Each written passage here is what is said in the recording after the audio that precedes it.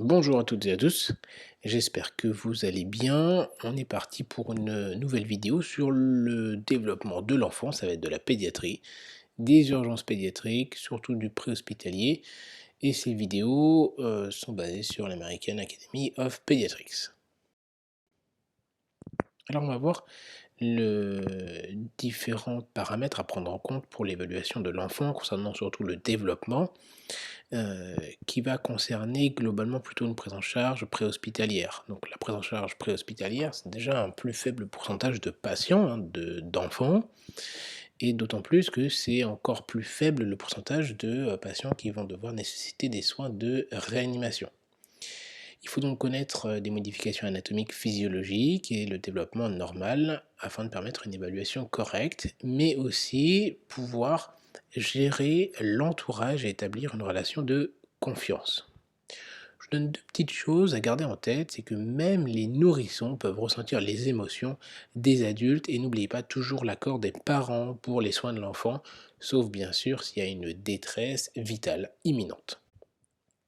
On va commencer déjà par un petit exemple qui est relativement fréquent. Donc vous recevez un appel pour un enfant qui est agité et vous arrivez au domicile. Et donc au domicile, vous voyez que la mère, elle porte l'enfant de 4 semaines dans ses bras et il crie de manière inconsolable. Il n'y a pas de tirage, la peau est un petit peu moite et les extrémités sont froides. Donc la fille, cet enfant, est agitée depuis toute la journée. Elle a vomi et après chaque biberon, elle vomit. Vous trouvez que l'abdomen est un peu gonflé et l'enfant a eu un bref épisode de pâleur et d'hypotonie. Et à cause de cet épisode de pâleur et d'hypotonie, la mère a réalisé quelques insufflations au bouche à bouche. La première question, c'est quelles sont les étapes de l'évaluation globale, hein, globale. Deuxième question, c'est comment gérer le stress de la mère, puisqu'il faut gérer le stress de la mère. Et troisième question, on va voir comment y répondre, quels sont les éléments inquiétants chez l'enfant. On va voir ça à la fin de la vidéo, donc restez bien.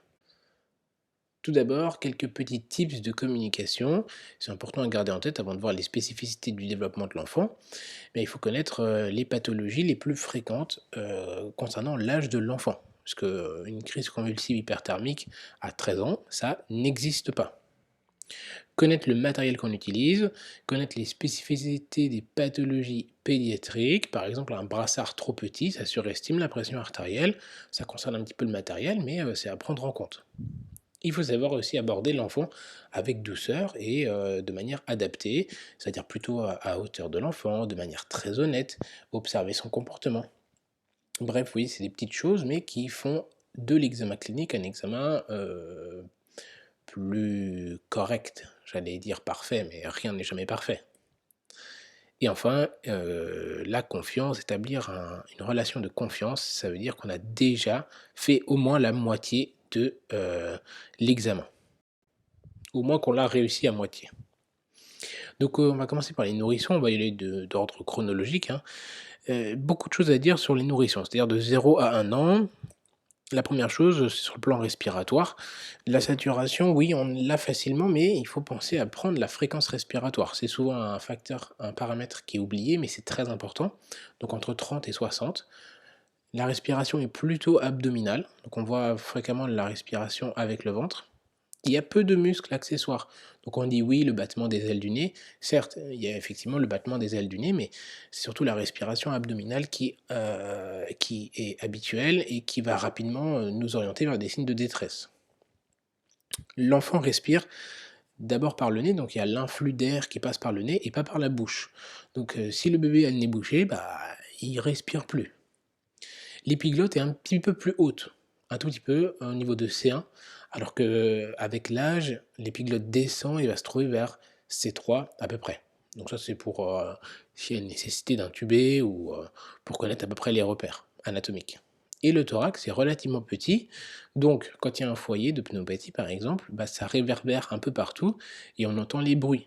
Donc globalement les bruits on les a un peu partout.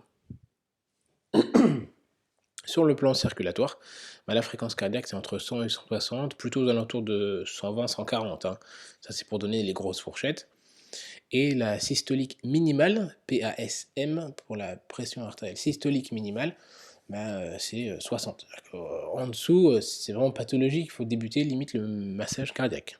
Et quand je dis limite, il faut débuter le massage cardiaque.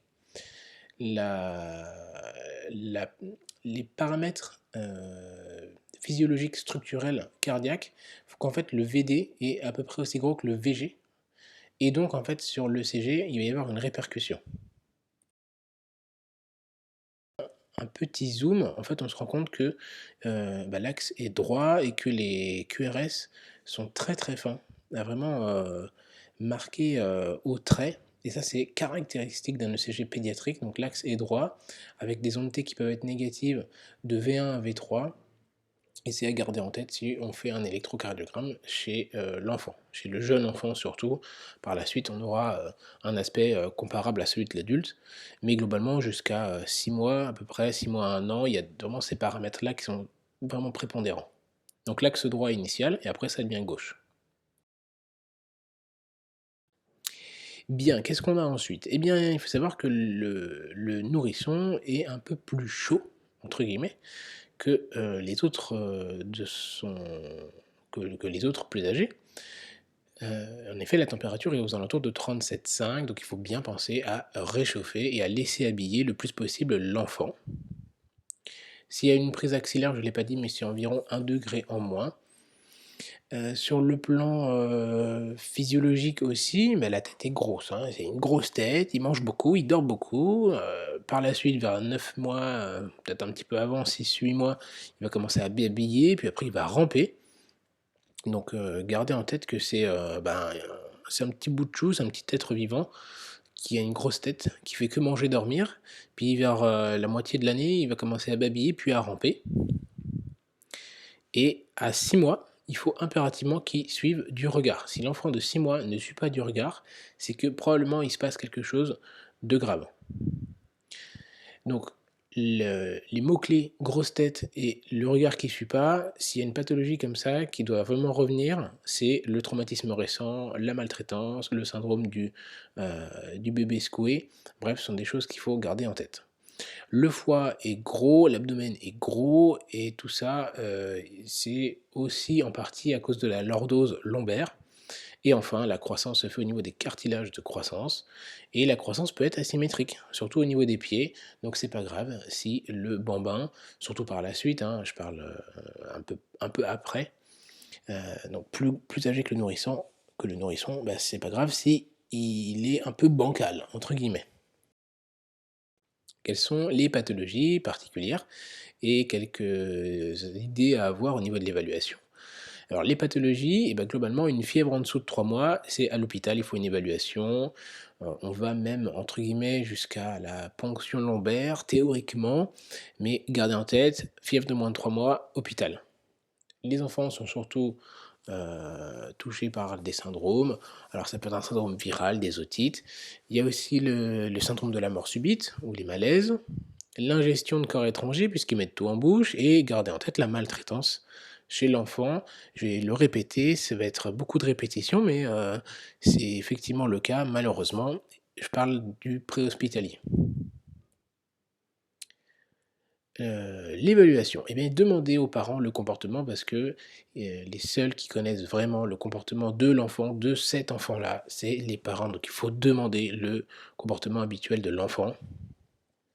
Il faut discuter de manière directe avec l'enfant, donc discuter direct et de manière douce, les 3D. Il faut, si possible, laisser dans les bras l'enfant, mais l'enfant doit être réveillable. Si l'enfant n'est pas réveillable, probablement il se passe quelque chose. Probablement. Enfin, d'abord commencer par observer, on regarde de loin, après on ausculte tranquillement avec la cloche qui est chauffée, et après on vient palper tranquillement les extrémités pour évaluer la chaleur, un temps de recoloration cutanée, et après on est un peu plus invasif une fois qu'on a établi cette relation de confiance avec l'enfant. Est-ce qu'il crie? Est-ce que c'est consolable? Il faut vraiment se méfier des cris persistants qui peuvent être très graves. Sinon, pour le calmer, on peut utiliser une sucette, un jouet, mais limiter les aliments parce que s'il y a besoin d'opérer par la suite ou de faire quoi que ce soit, ça peut être plus embêtant. N'oublie pas que les cris persistants, ça peut être très grave. On évite de déshabiller entièrement l'enfant, on fait un habit, puis l'autre. C'est mieux pour lui, ça évite de favoriser la déperdition de chaleur. Et enfin, n'oubliez pas que les enfants, c'est comme les horloges, c'est réglé, comme les papiers à musique, on pourrait dire aussi. Il y a les cycles, un biberon, sommeil, voilà, ça fait que manger, dormir, les petites crevettes, et ben c'est comme ça. On avance un petit peu en âge, maintenant c'est le tout petit de 1 à 3 ans. Quelles sont les particularités? Eh bien, sur le plan, des paramètres, la fréquence respiratoire diminue un petit peu, entre 25 et 40. La fréquence cardiaque, un tout petit peu aussi à nouveau, donc entre 100 et 150. Et la pression artérielle systolique minimale qu'il faut avoir, c'est 70 millimètres de mercure. Il commence à y avoir une installation du rythme circadien, c'est-à-dire qu'en fait, le nerf vague se développe progressivement au fil des années, et donc il y a un ralentissement du rythme cardiaque, surtout la nuit. Donc on obtient une petite différence de 10 à 20 battements par minute entre le jour et la nuit. Bon, c'est à garder en tête si jamais vous voulez avoir une évaluation ultra précise, mais ça n'influera pas grand-chose sur l'évaluation clinique. Et ben, qu'est-ce qui change chez ces petits bouts? Et ben, ils commencent à courir, manger, seuls, sans en mettre trop partout, entre guillemets. Ils jouent, ils sont très, très, très, très curieux, mais quand même pas trop. Ils restent un peu timides. Donc, ils essaient d'être ouverts au monde pour tout, mais bah, il y a des choses qui les font peur quand même. C'est des petits guerriers un peu peureux tout de même. Ils ont encore cette, grosse tête et ce gros ventre à garder en tête justement, et n'oubliez pas que les dents sont pas totalement développées, donc ils mâchent pas non plus parfaitement, alors il y a un risque d'ingestion et donc de fausse route. Les pathologies qu'on peut voir en préhospitalier, même aux urgences du coup, et ben le syndrome viral assez connu, les problèmes respiratoires, bien sûr à cet âge-là, la convulsion hyperthermique, hein, puisque avant ce n'est pas l'âge, donc là, à partir de 1 an, effectivement, il peut y avoir des convulsions hyperthermiques, les otites, la maltraitance encore, et l'ingestion accidentelle, la petite cacahuète qui traînait, et bien sûr des petites plaies, puisqu'il commence à ramper et à se déplacer dans ce monde dangereux. Toujours demander le comportement bien sûr, et essayer de réduire le contact au minimum avec l'enfant. S'il y a besoin de l'examiner, bah oui, il faut l'examiner, mais si vous voyez qu'il est parfaitement bien, que vous avez fait le nécessaire pour l'examen clinique, eh bien on va pas plus loin. N'oubliez pas d'utiliser des jouets complimentés sur les habits, alors pas pour l'enfant de 1 an, mais pour le 2, 3 ans, 4 ans même. Effectivement, ça permet d'établir une relation de confiance et de permettre un meilleur examen clinique. N'hésitez pas à jouer avec des animaux, des peluches, et on peut s'aider des parents pour l'examen clinique. On laisse l'enfant sur les genoux du parent, si ça nous permet de faire un examen convenable. Maintenant, le préscolaire, là c'est l'enfant de 3 à 5 ans. Au niveau des paramètres, puisque c'est à garder en tête et c'est impératif à connaître, la fréquence respiratoire diminue à nouveau et toujours de 22 à 34. La fréquence respiratoire entre 80 et 140, vous voyez, ça diminue toujours, et la systolique minimale, eh ben, elle ne fait qu'augmenter pour aller aux alentours de 75. Alors, j'ai pas grand-chose à dire de particulier par rapport aux enfants préscolaires de 3 à 5 ans, si ce n'est une chose importante pour l'évaluation clinique, je parle, hein, pour avoir le développement, eh bien, ils ont une particularité, c'est qu'ils ne différencient pas le réel du fictif. Donc, quand on dit je vais te prendre le pouls, bah, ils peuvent nous demander est-ce que le pouls va revenir? Ah oui, s'ils prennent le pouls, on ne sait pas s'il va revenir. Et enfin, bah voilà, hein, c'est un peu plus grand qu'un tout petit, le préscolaire, ça va de soi. Alors qu'est-ce qu'il faut connaître comme pathologie fréquente aux urgences et en préhospitalier? Eh bien, à nouveau, l'ingestion accidentelle, les syndromes viraux, la convulsion hyperthermique jusqu'à 5 ans, les plaies et la maltraitance. Pour l'évaluation, on demande le prénom comme à chaque fois, le comportement. Il faut utiliser un langage simple. N'hésitez pas à utiliser les jouets, les doudous et la magie. On ne met pas un aérosol pour aller mieux, on met un masque magique avec de la poudre de perlimpinpin éventuellement, ou des choses comme ça. Et enfin, n'hésitez pas à le faire participer et à toucher le matériel pour vraiment créer cette relation de confiance. Entre 6 et 11 ans, on va voir les particularités. La fréquence respiratoire diminue à nouveau entre 20 et 30. La fréquence cardiaque 70-120. Vous voyez que c'est presque quelque chose similaire à l'adulte et la pression artérielle systolique minimale est aux alentours de 80. Là, ils maîtrisent relativement bien le langage, mais ils sont incapables d'évaluer la gravité. Toujours. Donc c'est-à-dire qu'ils peuvent avoir les 2 jambes, ou le fémur brisé, ils ont peut-être excessivement mal, mais ils ne comprennent pas la gravité de la pathologie. Ou s'ils ont perdu du sang, une forte hémorragie par exemple. Ils ont toujours peur d'être séparés, ils ont peur, eux, d'être séparés des parents et ils sont en mesure de faire des choix et on va voir en quoi ça peut modifier notre intervention. Et la physiologie, les organes sont un peu plus proches cette fois-ci de l'adulte, s'en rapprochent de plus en plus. On a toujours cette différence en taille, hein, bien sûr, et au niveau de certains paramètres, mais la physiologie, le fonctionnement des organes se rapproche vraiment de celui des adultes. Pour l'évaluation des pathologies fréquentes et les paramètres à prendre en compte pour l'évaluation, eh bien encore une fois l'ingestion accidentelle, la traumatologie, les troubles respiratoires, les plaies et syndromes viraux. Et là, des petits trucs, des petits tips à nouveau, demander le comportement, il faut d'abord parler à l'enfant, puis aux parents pour le faire comprendre qu'il est important dans sa prise en charge. Expliquer simplement les choses, ne jamais mentir et l'impliquer aussi dans les soins. Exemple, si on doit poser une voie veineuse, on peut lui demander s'il préfère le bras gauche ou le bras droit, mais on ne lui demande pas s'il veut une voie veineuse. C'est soit le bras gauche, soit le bras droit. Comme ça, c'est lui qui choisit et ça nous permet de l'impliquer dans les soins. On passe à l'adolescent, période compliquée. C'est pour les enfants, en tout cas estimés à plus de 12 ans. Eh bien, sur le plan respiratoire et circulatoire, c'est relativement proche de l'âge adulte, si ce n'est comme l'âge adulte. Les poils pubiens, c'est la maturité physiologique de l'adulte, c'est-à-dire qu'à un moment donné, ils ont les poils pubiens, on considère qu'ils sont sur le plan physiologique comme l'adulte. Au niveau relationnel, et au niveau psychologique, eh bien, ils ont besoin d'être en contact avec des individus similaires de leur âge et ils peuvent rationaliser les choses, c'est-à-dire que ils peuvent même avoir une évaluation euh, de choses plus complexes, évaluer la gravité parfois de certaines pathologies, même s'ils sont réticents à l'idée de se faire soigner à cause du sentiment d'invincibilité, mais ils ont un développement qui est beaucoup plus proche de celui de l'adulte. Donc, il faut surtout jouer sur le caractère de l'invincibilité et essayer de les faire accepter la situation. Au niveau des pathologies et de l'évaluation, globalement, ingestion accidentelle, là on est plus proche même de l'IMV plutôt que de l'accidentel, des troubles respiratoires, des plaies, des fractures. Demander le comportement, alors auprès des amis, de la famille plutôt, expliquer chaque soin et chaque action, pourquoi on fait ça.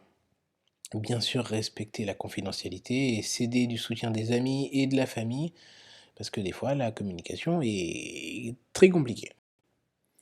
Une parenthèse sur les enfants handicapés à prendre en charge en préhospitalier, eh bien, il faut considérer que l'âge de développement est parfois supérieur à l'âge réel, ou en tout cas, il y a une modification ou une différence entre l'âge de développement et l'âge réel.